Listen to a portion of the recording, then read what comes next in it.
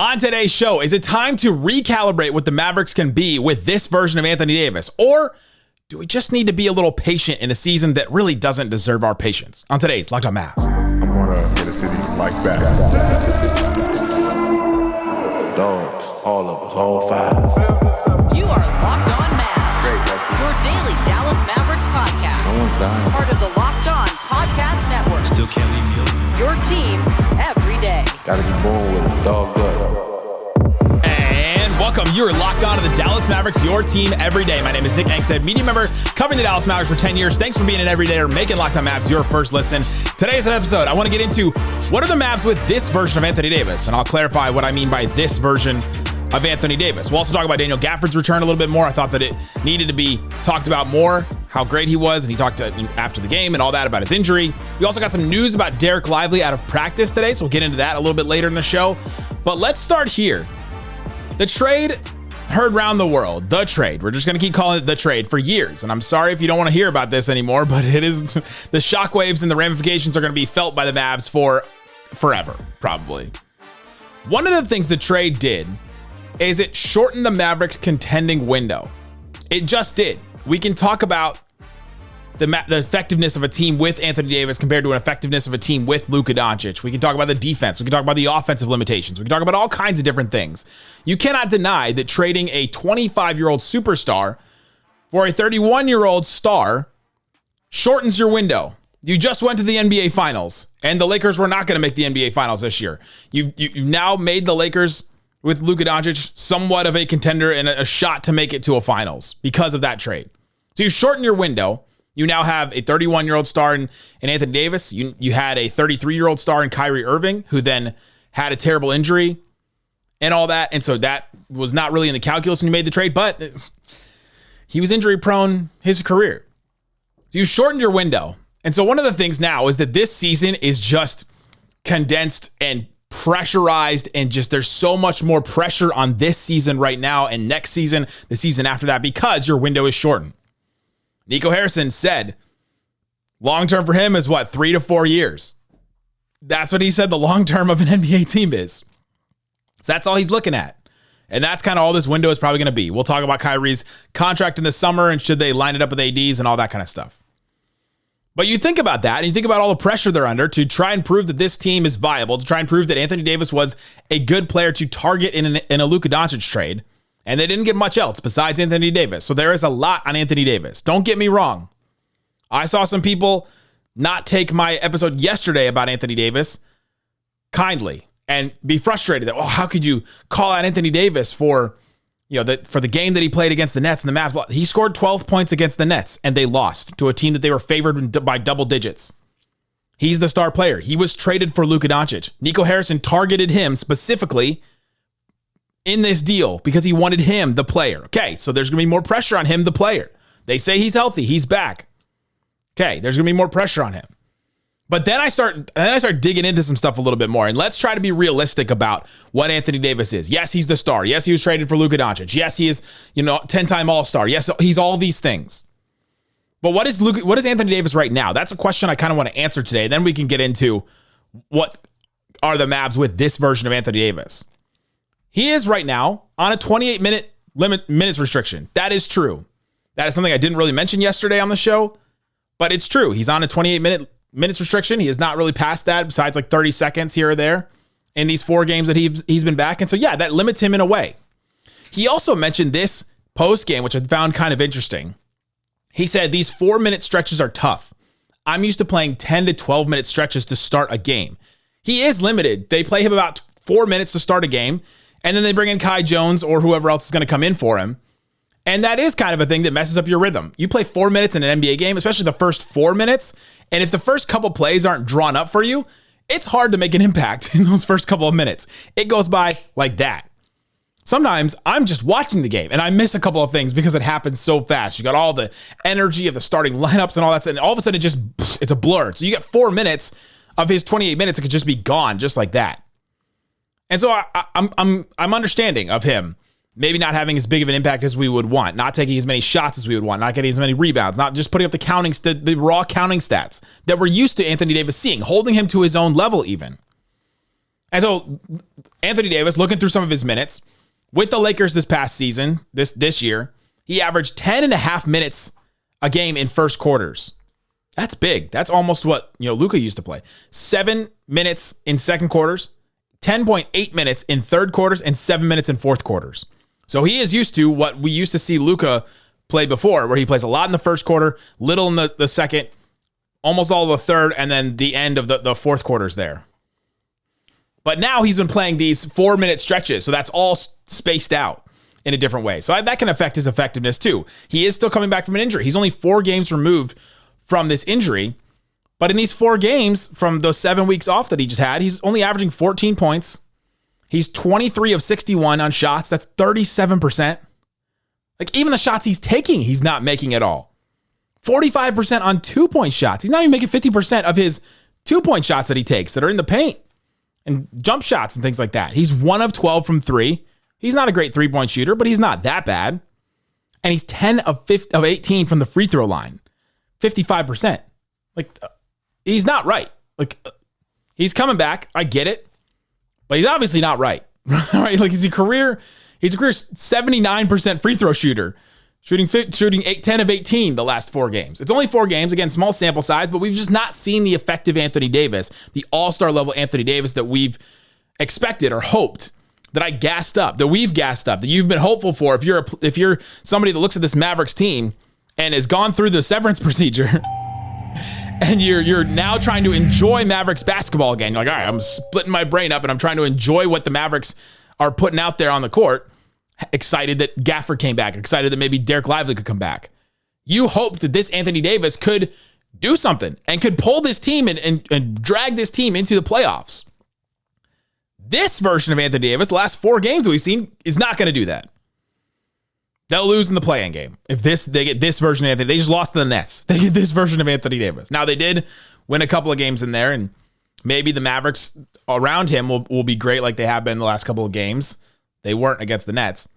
But averaging 14 points, about 7 rebounds, 4 assists, which we'll talk about, less than a steal, a block, those shooting splits that I mentioned. Like, that version of Anthony Davis is not going to get it done for the Mavs. But is that the version that we're going to get of Anthony Davis? I want to go all in and just say, man, he's just not right. He's not going to get right. But I want to have some hope. One of the things that a lot of people say about this show is that you give me hope. There's hope for the Mavericks. And call me a shill for the organization. That's what I'm going to try to do today, is try to give you some hope for this, because I think that there is some hope here for Anthony Davis still, and I don't think he's going to be this player. I was disappointed in the game that he had against the Nets. I'm going to hold him to that high standard. But I'm also going to look at it and say, all right, he just missed 7 weeks.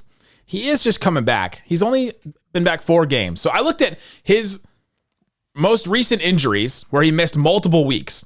I was like, all right, what did he do the 4 games after he came back from those stretches? And I want to walk through them. Let's do that coming up. I'm going to walk through these stretches of when Anthony Davis came back from injuries recently and how he fared, because there's one that makes me feel really terrible, but there's 3 that actually give me some hope. So we'll talk about that and more coming up. Today's Locked On Mavs. Today's episode of Locked On Mavs brought to you by Prize Picks. Prize Picks daily fantasy made easy. All you have to do is go to Prize Picks and set up your lineup, because you can win up to 1,000 times your cash. You pick more or less on 2 players' projections. That could be strikeouts, RBIs, first inning runs, all that kind of stuff. If you're watching a baseball game, you're like, man, I like baseball, but I just wish this was a little more fun. I wish I could get involved in this a little bit more. Prize Picks, you can do this. You can play it in Texas as well. So this is a game that you can play, which is awesome. It's fast and simple. Setting up a lineup takes less than 60 seconds. When you win, your payout is quick, safe, and secure. So check it out at Prize Picks. Download the app. Use the code LOCKEDONNBA to get $50 instantly when you play your first $5 lineup. You just put down $5 with a lineup. Remember, the 2 players, more or less in their projections. Put down $5. You get $50 instantly whether you win or lose. Use that code LOCKEDONNBA for $50 instantly if you play your first $5 lineup. That's Prize Picks. Run your game. See you guys at the lottery. Thanks for hanging out with us on Locked On Mavs, being part of the show, part of the Raccoon Squad, what we call our listeners. We appreciate each and every one of you for checking out the show. We have a live show coming April 8th to the Four Corners Brewery in Dallas in Southside. April 8th, 7 p.m. We're going to be there live and in person. We're going to all hang out together. We're going to talk about the Mavs. We'll have some drinks. We'll, just be there talking, answering some questions. We'll do all that. And we'll just have some fun. Let's just join together as Mavs fans. And I don't know, maybe there's a game the day after that one. I don't know. You do the math. All right, Anthony Davis. What are the Mavs with this Anthony Davis? Well, what is this Anthony Davis? Kind of talked about it. He's been a little disappointing coming back from injury. But how much slack should we give him coming back from an injury like this? Okay. So I started to go through the last 3 or 4 years of his career. What are examples of him missing multiple weeks? And what did he look like in the 4 games right after he missed? In 2021, he missed 9 weeks with a calf strain. We all know about that injury. He played just 27 minutes a game in the 4 games returning from that injury. So minutes restriction for him there. He averaged 16 points, 5 rebounds. Shot 39% from the field, under 50% from 2, 46%, 66% from the free throw line. Sound familiar? That's almost the same what he's doing right now. And so you're like, all right, well, there is some sort of precedent for this, for him not playing super well right after an injury. And how long did it take for him to get going? And this is where I didn't really feel super great about it. Game 5, so the 5th game, he put up 22 and 11 in a loss, but still, you're like, all right, it's a good stat line. Like, all right, we'll take that. Some progress. Took till game 9, where he put up 36, 12, 5 assists against a Portland team with Nurkic, Robert Covington. Game 10, after returning from that injury, 42 points, 12 boards, 5 assists, 6 stocks. So 3 steals, 3 blocks versus Phoenix. And that was DeAndre Ayton at the time. And so you're like, all right, man, Anthony Davis is back. The Mavs don't really have that much time to get back. That may be by the time the Lakers game happens, he may be back into form. Because you start looking through the Mavericks schedule and you're like, okay, if it took him 9 or 10 games around there to get back into Anthony Davis form, you're like, all right, he returned. He's already played 4 games. He returned for that Brooklyn game. 1, 2, 3, 4, 5, 6, 7, 8. Game 8 is the Lakers game. Game 9 is Toronto. Game 10 returning is Memphis. So it could work out. So maybe this does give me some hope. It could work out that he is primed, ready to go back to Anthony Davis by that 8th game. That would be the game that the Lakers come to town and they have a certain number 77. So that maybe that's what we're expecting. I found that very interesting. He's only missed 7 weeks with this injury. That injury in 2021, he missed 9 weeks with that calf strain. Interesting. I have 3 other examples that I want to go through quick. In 2023, he missed 5 weeks with a foot stress reaction. The 4 games returning from that, he played 33 minutes a game. 24 points, 11 boards, shot 48% from the field, over 50% from 2, 85% from the free throw line. So he came back from that foot injury, missing 5 weeks, and he was pretty much like back to Anthony Davis, at least counting stats wise. In 2022, he missed 5 weeks with a knee sprain. The 4 games returning from that, he played 33 and a half minutes. 24 points, 8.5 boards, 55% from the field, 58% from 2, 75% from the free throw line. He was back to Anthony Davis right away. The 2022 season as well, he missed 6 weeks with a foot sprain. He played 36 minutes. He only played 3 games because it was the end of the season, but he played 36 minutes a game, 24 points, 11 boards, 48% from the field, just about 50% from 2, and 76% from the free throw line. So he was all right. So there's one example where he wasn't right coming back from a long 9-week injury. There's 3 examples of him coming back from 5-6 weeks injury where he was almost back to Anthony Davis right when he returned. And so I think I wanted to recalibrate everything and be like, all right, let's recalibrate and talk about if Anthony Davis is going to be this player, the player we've seen the last 4 games, 14 points, 7 rebounds, shooting 38% from the field. If we're going to get that Anthony Davis the rest of the season because he's just not right, then we got to recalibrate what this Mavericks team can be. But I'm going to go optimistic with it. I'm going to go straight optimism, and maybe it's because my co-host today is so adorable. But I'm going to go optimistic and say that in a couple of games from now, we'll see Anthony Davis back and better than ever. And he'll be raring to go from this injury. Unless he re-injures it or aggravates it, obviously that changes the whole thing. But I went through all that, and I was like, all right, feeling okay about Anthony Davis then. Returning from this injury. I think it's going to take some time, and maybe it's a duh. Maybe you are listening to the show and you go, yeah, Nick, obviously it's going to take him time to return from this. But it is good to put some numbers to it and say that this Mavericks team can do some things and get some things going in a couple of games. It may just take a little bit more time than we are expecting. So what is it? What will Anthony Davis be? One of the things Gafford said that I found really interesting is that Gafford said AD is one of the best playmakers at his position. I can just go and get it. So we've all been concerned about losing the playmaking from Luka. But Anthony Davis, once he gets back and going, and once he gets a little bit quicker, and once he gets the ball a little bit more, and once he's involved in a little more offense, and once they figure out how to get him the ball in positions, I think his playmaking is going to show out. He's already averaging 4 assists a game for the Mavs.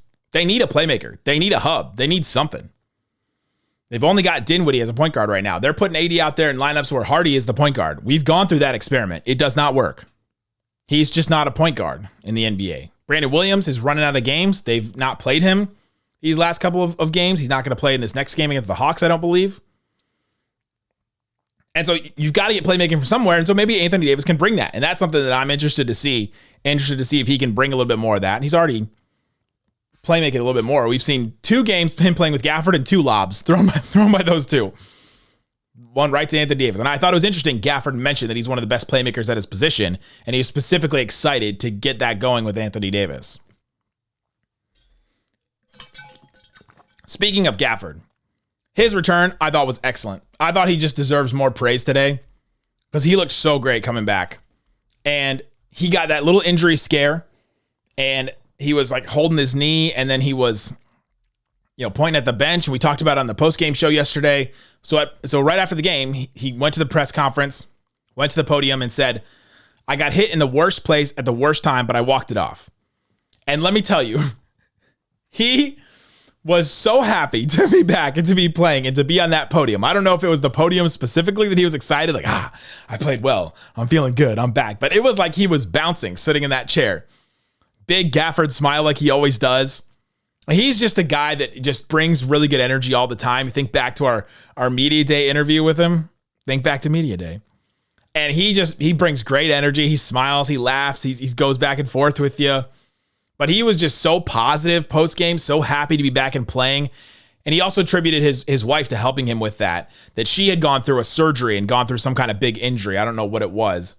But she had gone through something, and so she helped him to get back through that. Because he talked about, you have these dark moments when you go through an injury like that, where you start to think, will I ever be the same again? Think about a guy like that, where his athleticism is something that really brings a lot to the table. Because he's 6'10". He's not 7 foot, 7'2", Victor Wembanyama 7'4". Like he's not that. So he needs that athleticism. He needs that strength. He needs that change of direction.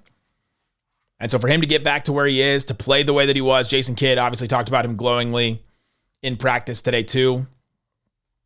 But Daniel Gafford, man, coming back in that game against the Nets, if you missed it, 17 points, 7 boards. Went to the free throw line a couple times, missed a couple of those, but he got 5 offensive rebounds. Like he was playing well, led the team in scoring and just playing under 19 minutes. Massive. Gafford was also asked about the 2 big lineup playing with Anthony Davis. And he said, when it comes to certain parts of the game defensively, we're going to go through the roof, which I agree with. I'm excited to see that. Talk about Lively here in a second, but I'm excited to see how this defense is going to look. We didn't really get to see it against that Nets team with a 2 bigs. We haven't really seen it with Kai Jones either. That's just not really going to be a good example of what it's going to be. But I'm excited to see Gafford and AD figure it out together. We had the 18 block game against the Rockets. Something like that. Show me something like that. I'm excited to see that. Gafford is. But then Gafford kind of went on. He talked about the offense a little bit. Then he went back to defense just for a second and said, I've just got to be better guarding guys on the perimeter. And that's something we've talked about Gafford for almost a year now since he's been traded to the Mavericks. That's one of the things he's got to get better at. It's one of the reasons why he wasn't as effective in the playoffs as Dereck Lively was, is because he's got to be able to defend better out on the perimeter. He's got to be able to stay in front of guys, not get beat all the time, be able to rotate faster, all that kind of stuff defensively. And if he can do that, then all of a sudden it changes a lot. Now, I think he's right about that. He said, I've got to be better guarding guys on the perimeter, but Anthony Davis is going to clean up a lot of that stuff. So think about in the past, you've got Gafford out there guarding on the perimeter, and if he gets beat, it's PJ Washington. Maybe he's on the other side of the floor. Maybe he's under the rim helping as the low man. Maybe it's Luka under the rim. Maybe it's Kyrie. Maybe it was a Derrick Jones Jr. in the past. Now it's Anthony Davis. When Anthony Davis gets back and healthy, I think Gafford's ability to guard in the perimeter is actually going to be not as big of a deal. because I think AD is going to be able to help. If he's the help man, if he's the low man, if he's that guy under the rim defending, when somebody gets beat off the dribble, then Gafford can recover and he can go back to AD's guy or whatever. They've got to figure out those rotations and figure out how to get those quicker. Everybody talked about that. AD talked about it. Kidd talked about that. Gafford talked about that. The rotations got to be better. We've talked about this for years, going back to Christian Wood. The bigs have a big job in this defense, and you've got to be in the right place at the right time. You've got to work in sequence, and you've got to work in rhythm with a bunch of guys. And I think that's something that they'll get used to with time. The question is, do they have time to do that? Maybe not this year, but next year, they've got time to work through that. So I thought it was interesting. He said, I've got to be better guarding guys on the perimeter, but does he? I mean, he does as a player. But when he's playing with Anthony Davis, I think that weakness of his is actually going to be okay. I think they're going to be okay with that. Coming up, what did he say about offense?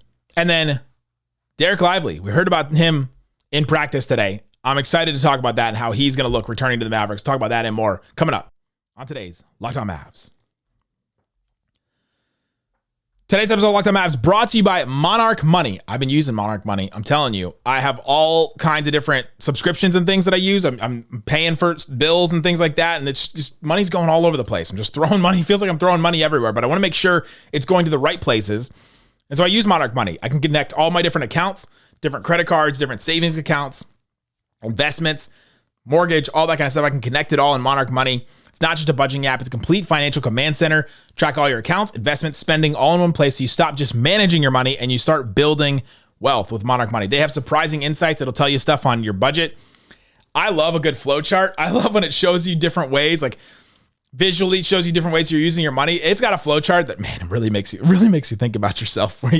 It shows, here's all your money coming in, and then it has all these branches where it's like, all right, here's where all your money is going. And you see like eating out money. You see like personal shopping money. You go, oh my gosh, I've got to put this into something that's better. I love that Monarch Money does that. It's a good tool that can help you take control of your finances with Monarch Money. Use the code LOCKEDONNBA, monarchmoney.com for 50% off your first year. That's monarchmoney.com, code LOCKEDONNBA to get half off your first year with Monarch Money. Explain yourself. Sorry. All right, Isaac, let's get into a couple more things. Daniel Gafford talked about offense. So I mentioned that he talked about defense after the game, but then he also said on offense about playing in the two big lineup. He said, offensively, I just got to be in the right spot at the right time. And I think he kind of got this towards the end of the game against the Nets. And he kind of ran out of minutes, and then he had the injury. And I think that if they had more time and he hadn't gotten hurt, I think the Mavs win that game because I think Daniel Gafford had figured it out. And what I mean by figured out is not figured out the Nets defense, figured out how to play with Anthony Davis and play in the rhythm and play with the rest of the guys. These guys have used bigs well. We've said it over and over again. Think about Moses Brown had multiple great games with the Mavs. I don't know if that's because Moses Brown is the greatest basketball player. He did well and he was in the right spot at the right time and did well with what was given to him. But the Mavs used him well. Kai Jones, same thing, has had great games. The Mavs used him well. The Mavs have used guys and used bigs in the correct way. They've been playing with Lively and Gafford all last season. And so Gafford was getting back into that. He was feeling back into where he needs to be, the rhythm of it, how quick to roll to the basket, all that. Playing out of double teams. Nets were double teaming a lot. As soon as Dinwiddie got a screen, they would double the ball, trying to get the ball out of his hands or trying to get it to swing to somebody else. And Gafford had to go to the middle, and then he had to figure out, all right, now I'm in the middle of the floor. Now what do I do? That's a rhythm he's got to figure out. So offensively, I think he's right. Playing with Anthony Davis, just got to be in the right spot at the right time. I think they'll figure that out, and I think that is what's going to really hurt teams. Dereck Lively practiced on Tuesday, and not just like kind of played around. I mean, think about some of the videos and pictures that people have posted where he's shooting or he's just doing post drills by himself or whatever. He practiced, and Jason Kidd said he practiced and did everything with all the guys. That makes me and my little severed brain happy because I have missed watching Dereck Lively play. It's been cool to see him hanging out on the sidelines. It was cool watching him try and put up some shots yesterday against the Nets. He was in his tracksuit and he was trying to like putting up shots. My mom said it was like he was the JV guy during a varsity game at halftime, like putting up shots when his game wasn't playing, which is very true. That's what he looked like. He looked like he was having a good time out there, and he's been so great, just supporting all these guys, standing and cheering when he can. It's been great to see him like that, but I'm ready to see him back, and I'm ready to see what he and Anthony Davis can be, because all respect to Daniel Gafford. He is a really good player. He's starting center in the league, will be an excellent backup center. But Lively is just a different defender. And you put Lively and Anthony Davis together, and it's just going to be incredible defensively. You want to talk about positive things you can focus on? If you're upset about the Mavericks and you're upset about everything that's going on and all that, and you're like, all right, just give me something positive about this team. They're under 500. They're fighting for a dang play-in spot. Lively and AD playing together is going to be fun. It's going to be fun to watch them. It's going to be fun to see their defense, how they play off of each other. Remember Lively's playmaking, him and AD playing off of each other. It's going to be fun. And so I'm so excited to see Dereck Lively play, and so excited to see him come back. He was looking really good this season. He played just 32 games, 9 points, 8 rebounds in 24 minutes, 2.5 assists, up from 1 assist before that. That's like a 150% increase from the year before. His playmaking gone to another level. They'd used him in a way where his playmaking was used as a hub. Remember, he had that, the little hook shot in the post. He'd work on some of those kind of moves. He was awesome. And then he went down, and have we ever been happy since then? Maybe for like 3 quarters against the Rockets. We were happy. And now we haven't been since then. But I think he's going to inject some life back into this team, just like AD did, just like Gafford did the other night, just like even Kai Jones did. I mean, bringing back Dereck Lively is going to be awesome. And then all of a sudden this team is going to be so top heavy or big heavy or however you want to put it, because you start looking down the roster and you're like, oh my gosh, with Kyrie out, you're all of a sudden looking at a team that's just so top heavy with Anthony Davis, Dereck Lively, PJ Washington Jr., Daniel Gafford. Kai Jones has got some time left. Dwight Powell's still on the roster. He didn't even play the other night. There's just so many bigs on this team that it's going to be interesting to see how Jason Kidd figures out those minutes. We have no idea how Jason Kidd is going to stagger or work these minutes between a Lively, a Gafford, and an Anthony Davis. When Lively and Gafford are back without minute restrictions, does Anthony Davis ever play the 5 again? Those are the questions that I have about when Dereck Lively returns. I think Anthony Davis will. I think he will close at the 5 still. It is kind of tough having both Lively and Gafford, and Anthony Davis's best position at times is going to be at center. But that's where we are with it. So Lively practiced in full, was not restricted at all in practice. Love hearing that. He could return against the Hawks. He was questionable. He was listed as questionable as late as, Tuesday night before that Hawks game. And so I'm curious to see how he looks, but I'm very excited to see him back. That's what we got today. That's Anthony Davis. That's Daniel Gafford. That's Dereck Lively. Talked only about 7-footers today. I don't think I mentioned a player that was under 7 foot today.